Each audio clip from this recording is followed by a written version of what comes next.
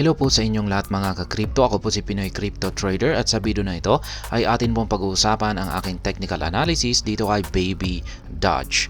Ngayon po March 19 taong 2024. At ang atin po nakikita rito ay ang daily chart time frame ni Baby Doge at ang aking analysis po rito sa magiging galaw ni Baby Doge sa mga susunod na araw ay magpapatuloy lamang po ito sa kanyang pag-akyat. Sapagkat base po sa metrics or signal ng ating dalawang indicators dito ay nagpapakita po sila na yung mga bears na po ang nag-take over or kumokontrol dito sa presyo ni Baby Doge dito sa ating daily chart time frame.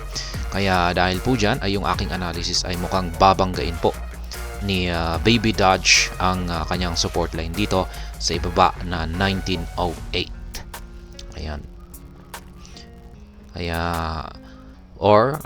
kung pag mababasag po ang kanyang support line na ito, yan ay malamang magpapatuloy pa ito sa mas mababang presyo kung saan ay ang sunod na support line dito sa 971. Ayan, madadagdagan po ang kanyang isang zero kung pagsakaling hindi po napigilan ng support line natin dito sa 1908 ang pagbagsak ni Baby Doge. Kaya yan, bago po tayo magpatuloy ay nais ko lamang po munang bigyang linaw ang aking disclaimer kung saan ang nilalaman po ng video na ito ay hindi po ito isang financial advice. For education and information purposes lamang po ang layunin nito. Maliban po dito ay nais ko na rin pong magbigay babala na wala pong kahit anumang group chat ang Pinoy Crypto Trader. Bago pa natin ipagpatuloy ang pagti-technical analysis dito kay Baby Doge Coin, i-check po muna natin yung kanilang latest post dito. Ayan, March 16, ito po ay isang repost mula kay Katana Ino. Ayan, isa po itong game yung kanilang linabas dito, Katana Ino. Ayan, play po natin. Ayan po siya. Isa po itong 1 versus 1 map na game. Ayan. At nagpapakita raw po ito yung kanilang release ng kanilang game na ito. Ay nagpapakita po na talagang seryoso sila. Ayan, mukhang ang ganda ng kanilang ayan, ang ganda ng kanyang animation, yung kanyang graphics. Ayan, mukhang magandang laruin. 1 versus 1 po ito. Ayan, parang kalaban niya pa si Pepe. Ayan, palaka. Ito naman ay ayan, parang si Shiba Inu. Ayan, yun si Pepe. Ayan, si Shiba Inu. Mukhang si Shiba Inu. Ayan, labanan po ito. Ayan, parang player to player po yata ito. Or baka may kalaban ka sigurong NPC rito. Ayan, mga mahilig po dyan sa mga battle games. Ayan, bakbakan. Ayan po yung game ni Katana Ino. Ayan, Katana Ino. Multiplayer game po siya. Ayan, at maliban po rito ay sila po ay maglalabas ng kanilang mga NFTs. Ayan. Balikan na po natin ang pagti-technical analysis dito kay Baby Doge Coin. At yan nga yung aking technical analysis dito ay kung ito po ay babagsak dito. Ayan, talagang babanggain po talaga niya ang support line natin dito sa ibaba na ayan, 1908. Ngayon ay kung mapipigilan po ng support line natin ang pagbagsak ni Baby Doge ay magsa-sideways po siya. Ayan, magsa-sideways lamang po siya. Kasi bears pa rin po ang may control at mukhang hahawakan nila ang market price ni medyo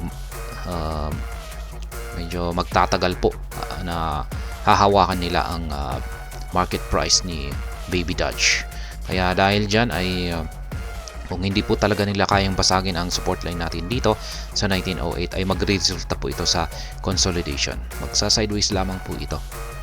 Ngayon, kung sakaling nabasag po niya ang support line natin dito, ay ayan, dito naman po siya babagsak patungo rito sa sunod na support line natin dito at madadagdagan po ng isang decimal 0 digits yung kanyang presyo. Yung ating Hall Street indicator ay mapapansin po natin na nagbago yung kanyang kulay, naging kulay red. Nagpapakita na rin po yan na mula sa pagiging bullish trend ay nagiging bearish trend na siya. Kaya ganyan po na mapapansin natin, nagbabago yung kanyang kulay. Yan po ang ating Hall Sweet Indicator. Dito naman po sa ating QQE mode indicator ay mapapansin natin na nabubuo na rin ay mga kulay red na mga QQE bars at lumalaki pa yung kanyang sukat. Nagpapakita po yan na tuloy-tuloy yung tuloy-tuloy na lumalakas yung persa ng mga sellers o yung mga bears.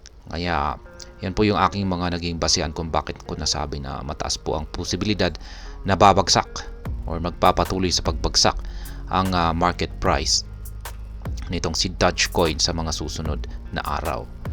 Kaya ayan po, kung parang pipigil lamang po rito para hindi gaanong bumagsak itong si Baby Dogecoin ay yung support line natin dito sa 1908. Ngayon yung aking strategy naman po rito bilang isang spot trader ay syempre meron po akong nakaabang dito na buy pending order. Ayan, sa tingin ko patatamaan talaga niya ito. Pero ayan, bibili po ako rito sa 1908. At syempre meron na ring nakaabang dito sa 971. Dito ay nakabili na po ako rito sa 2833. Kaya ayan, ganyan lamang po. I-cost averaging lamang po natin. Yan, wag po tayo mag-all in. Kasi yung pag nag-all in po tayo, lalong-lalo na dito, yan, ay ipit na ipit talaga tayo. Kasi yung kung pag yung parang makakatulong po kasi sa atin para yung mga losses natin ay parang mabawi natin ay yung kung nakakabili tayo sa mababang presyo. Kaya ayan, habang mas bumabagsak pa yung kanyang presyo ay mas linalakihan ko pa yung aking binibili. Kaya ayan, kaya yung mga nabili ko rito sa mataas na presyo, kung pag umangat yung nabili ko rito sa mababang presyo ay parang nababawi ko yung losses ko sa nabili ko rito sa mataas na presyo. Kaya yan lamang po yung aking simpleng strategy sa pagiging spot trader. At ayan po ang aking naging technical analysis update dito kay Baby Dogecoin. Sana po ay inyong nagustuhan ang aking paliwanag sa video na ito.